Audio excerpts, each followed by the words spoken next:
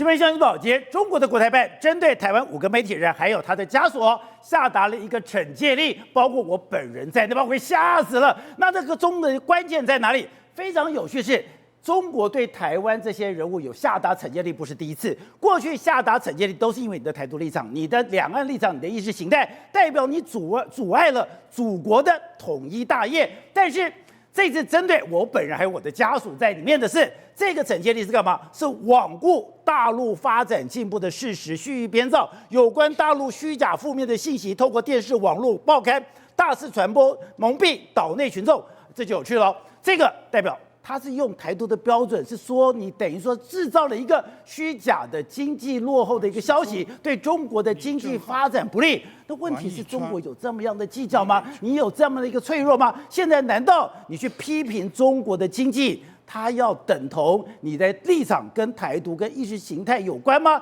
那这个中国大陆到底在怕什么？我们看到中国大陆现在针对有关经济的言论的紧缩，已经不是现在了，他们已经紧缩了一段时间，而且《纽约时报》还特别的专门说，中国现在要抓紧现在这些经济上面的一个言论，现在中国的经济到底发生了什么事情？而这个经济言论发展的状况，真的会动摇国本吗？会对中国伤筋动骨？伤筋动骨之下，他要做这么大的动作吗？好，我们今天请到了宾的大方首位的财经专家黄寿松，你好，大家好。好，第二位是美岛电子报董事长吴子嘉，大家好。好，第三位是资深媒体姚维珍，大家好。好，第四位是资深媒体张宇轩，大家好。好，第五位是国民党的台北市议员游淑慧，大家晚安。好，第六位是资深媒体人黄伟汉。杰哥好，观众朋友大家好。走，出事了。出大事了！现在看到了，中国现在针对了刚刚讲的黄世聪、李正浩、王一川、于北辰还有小弟我刘宝杰5个台湾的名嘴，根本进行了一个所谓的制裁令。这个制裁令刚刚讲到了，罔顾大陆发展进步的事实，罔顾大陆发展的事实有这么严重吗？是。而罔顾大陆发展的事实，居然等同于位阶升高，像你的台独意识形态。违反两岸统一大业的等级了。对，没错。今天早上的时候，我本人还有刘宝杰，我们两个都被列为说中国要惩戒的5个名嘴之一。那事实上，连同我们跟我们的家人呢，未来可能会面临到处罚。好，那为什么这样？大家想说，我们也没有什么相关的政治立场，我们没有发表这些相关的言论，那为什么会被惩戒呢？宝姐，因为我们踩到一个他们现在最怕的红线。你说中国新红线？对，什么新红线？我们来看《纽约时报》的报道，他说什么？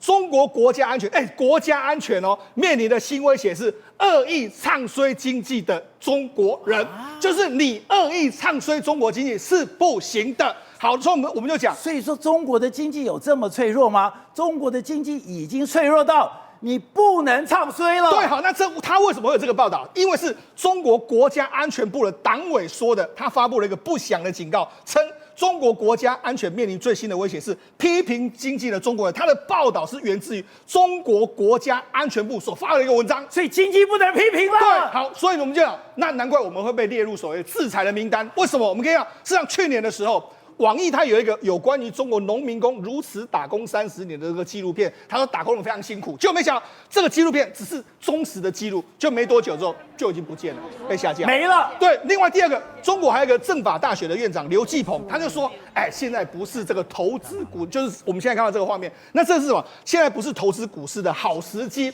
就没想到，他这样讲的时候，他不能抖音不能够发言，微博上面也不能够发帖，就直接被中国上在网络消失。那这个他是一个政法大学的院长啊，他好心的说警告这个股民不要太快进入，就没想到这样也不行。而且你现在在中国的股市，你不可以看空，你不可以做空，对，所以国家安全部是跳出来说，对，你现在股市里面，你看空的、做空的、唱空的、掏空的，对，你都是居心叵测。你看一些居心叵测者，妄图兴风作浪，警惕看空者、做空者、唱空者，还有掏空者。所以，我们某些程度来说，我们讲了非常多中国的经济的时候，他认为我们是所谓唱空者。那你看，还有另外一个，这是中国的财新，财新也算是中国非常敢这个发言的媒体。他想要重温过去实事求是的这个思想路线，他觉得过去的经济发展比较好，实事求是。结果没多久之后，他就被404没了，所以你就知道下架了。事实上，现在对中国来讲，我们踩到他们什么红线？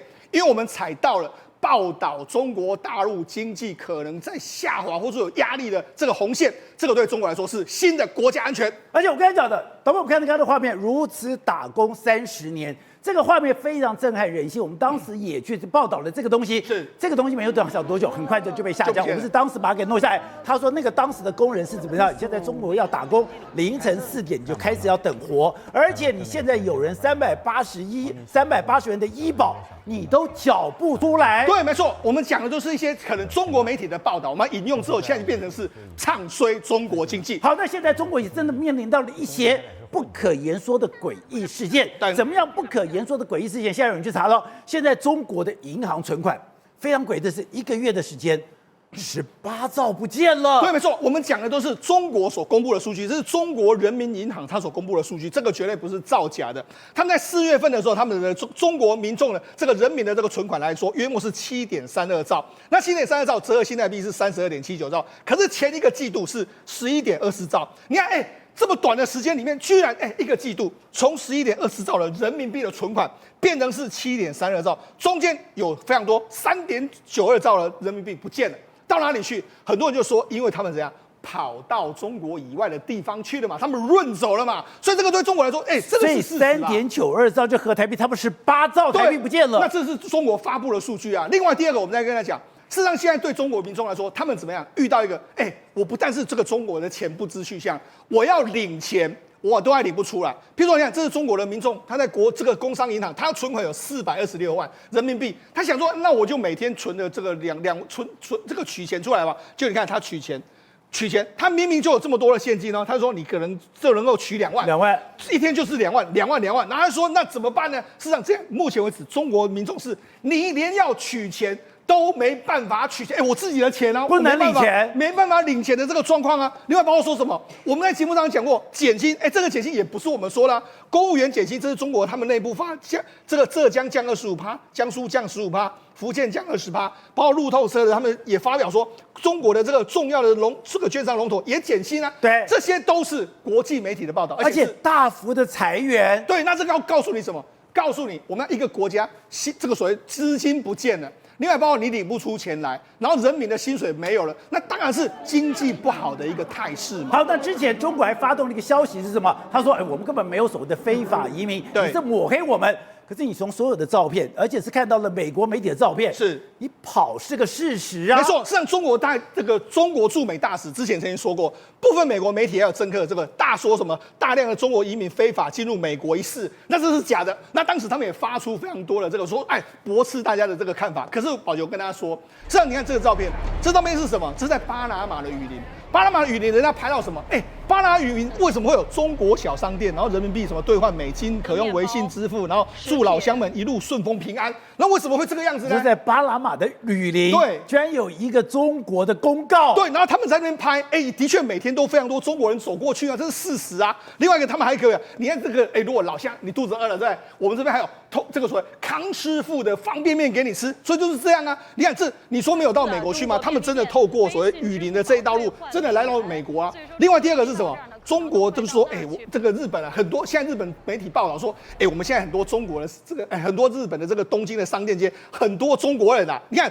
那去年日本增加82万名的这个居民，中国增加了6万人，是最大的啊。有没有跑到那边去？当然有啊。所以最近所以现在在日本已经有80多万的中国人在里面了。对，在最近来说的话，什么池袋区那些地方，不是人家都说哇，真的变成是中国人聚集的地方啊，这都是事实。就也就是说，中国的民众是，特别是有钱的资产阶级，他们是让出中国的一个状况。所以在中国就有一些怪现象发生了。对，什么叫怪现象发生呢？宝姐，事实上在最近一段时间来，5月7号的时候，看。很多老人呢，他们上到街头去这个上访，或者说他们去抗议。为什么要抗议呢？实际上这是在湖北随州这个地方。我们看他们现在，因为他们现在政府的这个资金不够，那政府资金不够怎么办呢？他们就想出了一个方法，就是我们现在盖公墓。那盖公墓来说的话，问题是你盖公墓要钱啊，要钱那怎么办呢？强迫民众，你就直接要上到公墓来。他现在又要求什么？你呢？因为他是在乡下地方，乡下地方可能很多民众就随便就了结，就脏掉，就脏掉就算了。他们就说不行，你要什么？你要根据你看，如果真的你死的话，我们会怎样？24小时的全程监控，然后保障你要做到3个100，就是殡葬设施我们要覆盖率100%，然后遗体火化要100%，然后骨灰进公墓的安葬要100%，就是反正你死了之后。无论如何，你就一定要上到我们的公务去，而且有火化，它的步骤都非常清楚，而且是24小时的全程监控的一个状况。这也太夸张了吧？对，然后他给你收高价，我死亡的方式不能选择。对，然后给你收高价，所以为什么这些民众会去抗议？你仔细看，其实都是一些老农啊，他们可能平常住在深山的，他们不想这样做嘛，那就出来抗议。所以那很多的这个现象都告诉你，中国的经济的确是有一点点不一样的味道出现了。或者现在在中国的网络上排有一个2024的排行榜，悲惨排行榜。悲惨排行榜第一个是失业，失业已经很惨，对不对？没有，失业是你最轻微的悲惨。你如果失业在家没有存款，那你没有存款已经很惨了，没有？你失业没有存款，你还有房贷，那很惨了嘛？没有，这还不是最惨的。失业没有存款，你还有房贷，你还要养孩子，这样你已经够惨了嘛？没有，再加上你还搞不好欠债，欠债搞不好人家还给你催债，催债以后你还会生病，生病来讲的话，你爸妈也会生病。更可怕的是，你的房子有可能要被拍卖掉，最后你就一无所有。所以最根本的问题就是你有失业，你没有存款，还有你有房贷问题。是，所以这就是为什么中国过去这1-2年来房地产的一个崩盘状况，导致中国无数的悲剧不断的蔓延，不断的发生出来。包括说你本来是中产阶级，你有一个可以赚钱能力的，你失业了，所以当你可以支撑家计的这个中产阶级或者是父母，你都已经没有收入的情况之下，你的房子只能被拍卖，被拍卖之后，你就开始背债上升，所以这整件事情会让你此生已经没有任何希望。这就回到我们提到一件事情，这个有一个15岁浙江有个15岁女生，为什么会在众目睽睽之下，这一跃跳入了这个江河里面？就是因为她没有任何存款，没钱，她父母弃养她，她只有一个老爷爷把她带到15岁，而老爷爷现在生病了，所以没有钱。是不是回到我们刚刚提到的，没有钱，没有存款，然后没有存款到中国现在很可怕的一件事情是，父母为了自保，连自己的孩子都不养。所以你看，为什么他在看简讯？因为他在看他最后的一线希望。什么希望？就是他向他父亲求援，向他母亲求援，你可不可以给我500块？给我500块干嘛？为了要让爷爷看病。结果这些希望，他在江边看着手机，最后是跟他妈妈在通电话，跟他妈妈在传讯息，就他妈妈居然已经全部拒绝他，而且两边的人只是在旁边看戏，就眼睁睁的看他掉在江里面。是我跟你讲，宝杰哥，你看最后一句话，你看他那一句就是不帮你的事情，以后也别来找我，就这样吧。这句话是谁写的？是他妈妈回给他的。结果这个小孩子对这个社会、对这个世界留下了最后一个生前最后一句话的控诉是什么？为什么你们都这样对我？我也只不过是一个15岁的小孩子，你们真的不管我了？为什么又要把我生下来？这就是一个15岁中国年轻人对于中国现在经济社会状况所做出来的控诉。而且你看到他跟妈妈的对话，我吓死的是，他一开始跟他妈妈讲说，我联系不上爸爸，我拿爷爷的手机打过去，他居然把他关机了。我想不到别的办法，他妈妈就讲，我离婚后你家的事跟我没有关系，你自己想办法。他就说，妈妈，你能不能借我500元？我带爷爷去看病，我担心爷爷摔断了骨头，现在都走不了路，看爷爷那样我很想哭，我联系不上爸爸，我可能也不读书了。那你干嘛跟我借钱？我没有钱，你家没有钱，你就不要读书，你赶快去打工吧。我跟你讲，这已经不关我的事，你自己想办法，不要来烦我。他的女儿就讲，你帮帮爷爷可以吗？我求你了，不帮你家的事，以后也不要来找我，就这样吧，关机了。是，宝杰哥，你要知道一件事情，他讲那句什么话？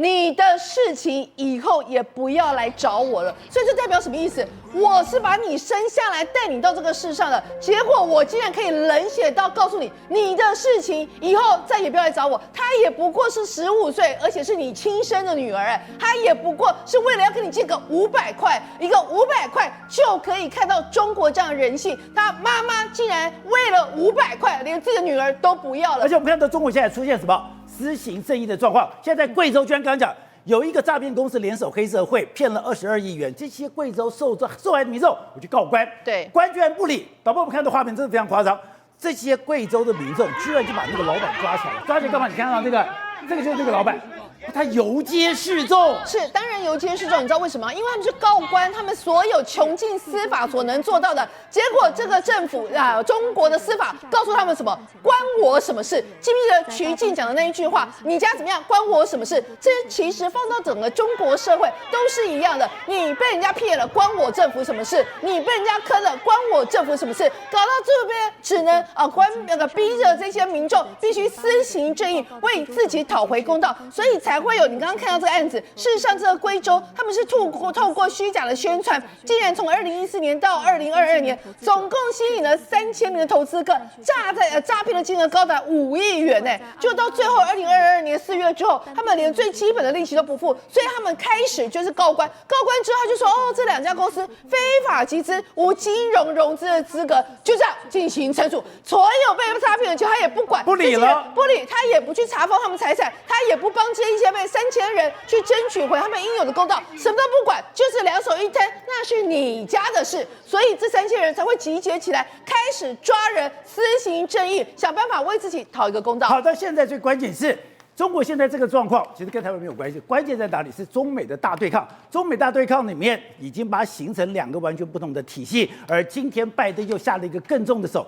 针对电动车，针对太阳能板，等于说是你中国所有可能有竞争力的，拜登都记上最高关税了。是因为拜登现在面临的状况是他不得不然。为什么叫不得不然？现在竟然连民主党，就是纽约州的议长舒默都告诉他说，对中国这个部分不能手软啊！你这样一手软下去，我们所有这一些所谓钢铁工会啦、铝业工会这一些的工会的票都拿不到，所以就变成是说对中国关税这个部分，对中国制裁这个部分绝对不能手软。所以后来那个拜登现在心想说，我现在如果不赶快制裁你，我如果把你这个关税100%的拉上来的话，第一个我面临到川普，好像显见我对中国的态度比较弱；第二个，我本来美国已经弄了180亿元要去补贴了我这个自己美国的相关产业，结果这些相关产业，让你这个中国第一架电动车进来打得密密麻麻之后，那我这些美国政府补贴的钱不是付诸流水？所以在这种情况之下，这个拜登现在硬起来了，直接就呛什么呢？我不要针对大概这个180项的产品相关产业，只要你中国进来到我美国，我100%的关税就给它磕下去。所以现在中国面临一个状况，什么样的状况呢？川普跟拜登即将在今年11月进行相关的选举，而这个选举2个人在比较什么？对中国谁比较狠？蔡英文准备要交出他的这个权力的棒子了。那蔡英文现在的满意度居然还高达60%以上，代表说，这是非常少见的。而马英九当时下台的时候，满意度只有20%几，甚至有人讲说他只有9%的这个满意度。为什么它差别这么大？现在就有人做了整理哦，在蔡英文上次接手的时候，2016年。整个台湾，在马英九时代，对出口连续衰退了15个月，当时的外资投资只有47亿美金，是全世界第5低的哦。当时会讲，为什么全世界人都不来台湾投资了？我们的举债一直在讲说，现在民进党政府举债，可是，在马英九政府的时候，举债已经接近上限了。当时2年的经济成长率都低于2%。都低于2%，它的633是完全的跳票，甚至当时的经济学家讲，台湾的经济陷入了失焦性的成长，阶梯式的下滑。现在，可是台湾今天股市站稳了2万点了，而且我们看到我们的经济成长，现在第一季6%多，对。为什么差这么多？而且重点在什么？重点在中国跟美国打了这个贸易战之后，让整个格局完全不一样。马英九交给蔡英文的时候，我们的股市只有8000点，对，现在是21000点。而且现在是这个，我记得非常清楚，这个马英九这个交给这个蔡英文的时候，那时候是8000多点，就现在呢已经来到2万，今天最高点是21300点，所以现在这个蔡英文时代的时候是整个股市完全狂奔的一个状况。我们台湾整个这个股市啊，是可以挤到全世界。我们台湾这么小，已经挤到全世界14名。我们的股市市值比德国都还要更大，真假的？你就知道比德国大，所以就知道台湾人是真的非常非常有钱。我们台湾是真的有钱，只是说这个有钱可能有人觉得是贫富差距很大，但是无论如何，我们的国力是真的跟过去完全不一样。所以你说这8年真的出现了一个翻天覆地的大变化。对，那为什么这么翻天覆地的变化？主要原因就是我们减少了跟中国的依赖，然后增加了对美国的依赖。事实上，你看这是 Bloomberg 的一个报道，他说我们根据我们最新的一个数字里面来说的话，我们台湾的3月，我们对美国的出口金额年增率65%，出口金额91亿。对中国的出口成长6%，出口金金额是79亿，也就出现了正式的黄金交叉，就是出口到美国比出口到中国还要更多的一个状况。我现在出口到美国91亿，出口到中国只有79亿。对，那出口到美国出口什么呢？出口当然是 AI 伺服器啦，晶片一大堆。所以为什么台股今天会创下这个新高？主要原因就在这个地方，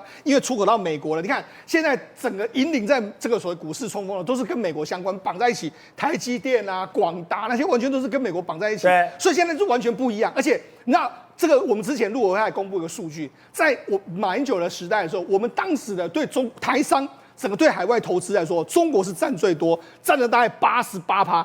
反正我知道80%的几乎都是往中国投资，现在已经掉到30多%，差这么多。因为现在我们已经往全世界布局嘛，往这个南海、往这个东南亚去，往这个美国去，一大堆。所以就是我们简单来说，我们解开了跟中国的这个经济的这个过去绑在一起的状况，稍微离开一点点，我们就经济就变得完全不一样。所以我们离中国越远，对台湾的经济越好。对，没错。那好，那为什么拜登在这个时候要杀出重手呢？很简单，因为拜登已经感觉到了中国对他们的压力，中国的电动车、中国的电池这些全部都要跟美国竞争。我们过去台湾10几年被中国打得非常惨的这个状况，现在美国知道，所以他现在不能够重蹈之前被这个中国打得这么惨的状况，他绝对要先下重手。所以中美这个竞争只会越来越激烈吗？当然只会越来越激烈，绝对不会回去的一个状况。特别是我们就讲台湾跟美国未来的连接会越来越深。宝杰道昨天有一个消息，这个全世界的这个第二有钱的叫贝佐斯，他呢来台湾投资一家公司叫世新 KY， 他是直接投资哦。我跟他讲，接下来几个月的时间，我们可以看到黄仁勋也会来台湾投资台湾的公司，还有美超微也会来台湾投资，直接台湾都是直接投资台湾的公司。为什么？因为很简单，因为他们的供应链就在台湾，他们必须要跟台湾绑在一起。所以他要抓住台湾的供应链。对，因为呢，世新 KY 它本来就是亚马逊的这个所谓订单，但是它可以不需要入股，但是它直接来入股，我们就讲钱在哪里，他的心就在哪里。现在是美国的这个首富之一，他就直接把钱拿到台湾来投资，接下来还有非常多人都会来台湾投资，所以告诉你呢。美国说要保护台湾，绝对不是随便说，因为他们有钱人都来台湾投资。好，所以我们刚才讲的2016年的时候，我们也当时都在讨论台湾的经济。当时我们觉得非常焦虑的一个问题是，你哪有说全世界对台湾的投资这么低，只有47亿美金，全世界第5低。对，我们只赢了一些的非洲的国家，而且我们的经济成长率根本低于2%，更不用讲我们的股市指数，一直都在1万点以下，经济成长率都非常非常低，都是1%、2%。对，你刚刚讲的。现在已经完全解锁了，更可怕的是这个外资的钱。对，如果今天世新 KY 就是一个指标，是钱会一直进来吗？对，事实上目前为止来说，每一年在台湾投资的都是非常多，比以前来说多非常多，都是几十亿美金。我们讲的很简单。艾斯摩尔他把全世界最大的他的这个所谓代工的这个工厂，还有他的相关的这个训练基地就设在台湾。美光全世界最大的晶片公司，它设在台湾。很多公司都已经，你看 Google、微软、亚马逊等等，都把很多资料中心也都设在台湾。所以，然后加上说台积电自己本身投资那么多，所以经过这8年，我可以把它认为是一个整股时间。台湾已经摆脱了这个中国的压力，往全世界去的时候，这其实就是台湾最好竞争力的时刻。董事长刚才讲的，今天他这个所谓的处分令或者禁制令里面很清楚，跟过去不一样。过去要惩戒你是什么？是因为你在两岸问题上面，你在台独问题上面，你在意识形态上面，你跟中国唱反调，所以我要去处罚你。这一次是说，你连唱衰中国的经济，他都要惩戒你，代表中国经济有这么严重吗？他讲的就是损害国家荣誉和利益的行为，都将受到法律的惩处了啊。那我现在请问你一个问题了，那中国的法律可以惩处到刘宝杰吗？不，当然，所以不可能的事情嘛。那不可能的事情，他在打这个嘴炮有什么意义呢？那好，第二个就是你讲是因为他经济理由，所以必须要对你惩处，对不对？刘宝杰等5人啊，这是你的判断，因为经济嘛。那我们上一次看到他是对台独，对不对？对台独。那对台独议题，我们为什么要讨论它？因为我们要讨论它，不是对那些受到台独所谓的点名人士的讨论，我们是点名着后面的金主在中国大陆有投资，那个才有新闻性嘛。对，你像徐旭东在中国大陆大量投资，他就被整了，他又支持台独，那这个东西我们认为这个很有价值，有新闻价值，这个值得讨论。否则的话，你现在莫名其妙谈论一个人叫王定宇搞台独，有什么好讨论的？根本谈都不要谈他，对不对？但好，那是上次讲台独，那这一次呢？那这一次不一样，这次我问的是，所以那讨论徐旭东有意见，因为徐旭东的财产在那边，对，郭台铭财产在那边，他的惩处给予法律效益，这个他有力量。对不对？那今天我这样请问你，这个黄世聪、李正浩、王玉珍、俞北辰、刘宝杰，他要用法律来制裁你，他的法律可以制裁到你吗？打不到啊，达不到啊，这个叫什么？除非他来台湾抓人。不，这个叫什么？叫做长臂管辖权嘛。但是太多的这个想象跟幻想不如实际的一个行政命令嘛。这个行政命令，国台办发这个命令来讲的话，它到底是有它能够给予台湾吗？当然不行，不能给予台湾。所以到底是政治的宣言，还是法律的条文，还是法律的惩戒呢？他要干嘛宣言？那我请问你，到底那我请问这篇文章到底是法律还是政治？当然政治，还是温馨的提醒？提醒不，还是不知道？我请问你，温馨提醒，你给我提醒的。我当然不知道。那有人甩他吗？没人甩他吗？对，没人甩他，怕死了。没人甩他，怎么怕死他？你国台办写了一个东西来，台湾没人甩你啊！做这个事情干什么呢？所以他不是针对你来的嘛，他一定是他内部有需要嘛。他们现在要开始救经济嘛，所以他搞了这个玩意儿。我们知道，全世界只有一个国家叫有所谓的这种力量，那个国家叫做美国，叫做长臂管辖权。哦，他的手伸到中国，我告诉你啊，我管你的仿冒，他就来了；到台湾 FBI 抓人，他就来了。中国大陆要到台湾来做行使他的法律的这个力量，他有这个力量吗？没有吧？差太远了嘛。所以今天这个是个根本就是一个讲来，这变成一个台湾的坊间的一个谈资、一个笑话而已。那为什么一个堂堂的中国中央政府、中国大陆的国台办那么大的政府单位发出这种公文来，让台湾人呢，我们今天媒体来当做这个是一个笑料嘛？为什么变成这个笑料？为什么？不，我不知道原因在何在。但是我们现在讲很简单，因为我们这个节目在讨论世界的经济、世界的新闻，包括对批评台湾的政府、讨论台湾的政治人物，我们的言辞之犀利，台湾第一名嘛，对不对？让言论自由的标准在两岸本来就不一样嘛。我们并没有要求你中国大陆同样用台湾的言论标准来对待你的人民嘛？对。那你怎么用你的东西来管我？对啊，管到我们这边来了。这个我觉得这个事情有点不合逻辑嘛，而且你又管不到，就管太多了。当然，我非常钦佩国台办的勇气跟意愿呐，但是我要提醒你，国台办，你不够啦，你不够力来管台湾的言论。你根本就没有能力，那这件事情做出来结果只是贻笑大方而已。好，宇轩，另外现在中国可能自己有个麻烦是，他现在的天灾人祸不断，现在刚刚讲到也很多的水灾，现在广西也出大水，现在天灾人祸已经分不清楚了，因为很多根本就是人祸造成的。对，宝莲跟你讲一个重点，就是说大家都有这种急降雨，比如说单日降雨量突破一定上限，但怪的是呢，中国不管是在任何的地方，每次急降雨都会是你现在看到的状况，就是一片凄凄惨惨戚戚，到底是天有异象还是人祸横行？为什么会这样讲？现在带你看到画面，在贵州，他们说呢，贵州最近呢产生了这种带有豪降雨。豪降雨之外呢，又有强风，强风之外呢，又有冰雹。但各位，你不禁想一件事情，奇怪，怎么包括你看贵州的等地，他们整个街头都呈现什么状况？一片要么是淹水，而现在你看到这个叫更离谱，这叫什么？冰河。什么叫做冰河？因为他们下量的这种大量砂锅拳头大的这个冰雹，全部都一路掩埋在路面。但埋在路面这是一回事，但与此同时，他们发现下水道根本是白盖的嘛？为什么？冰雹一边下，结果呢，同时又充斥着水面，所以宝雷哥就如同我们现在看到画面，整个移动像是什么？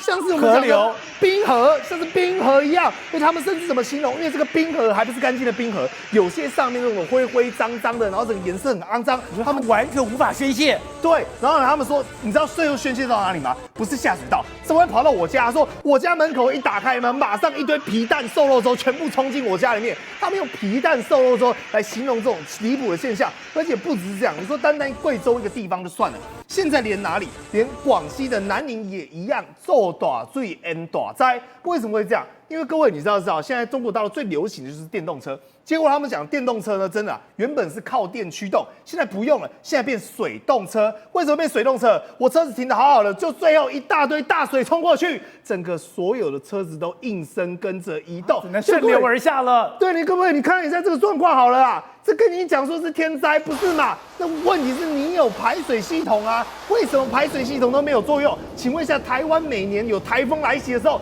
有这么惨吗？你看看。这个车子来，全部应声的被吹了，大家就这样水动车来，这个全新款的水动车，然后包括连什么辣椒园啊，通通都被抽走，甚至有民众已经习惯到什么地步？来，我们刚才看到路上是不是有橡皮艇，甚至有人来拿这个一个木造的板子开始滑啊滑啊滑，滑啊滑啊滑，马上变成一个挑夫在水上行舟，而就连原本应该本来是要作为救灾的救护车。都怎么样？应声在路上抛锚，你就知道中国现在各地有多凄惨。政治观点、独家内幕、国际趋势、财经焦点，重案解密，火线搜起，全方位爆内幕，话题不设限。我是张道和。周一到周五关键时刻，周六周日决战关键，等你来上线。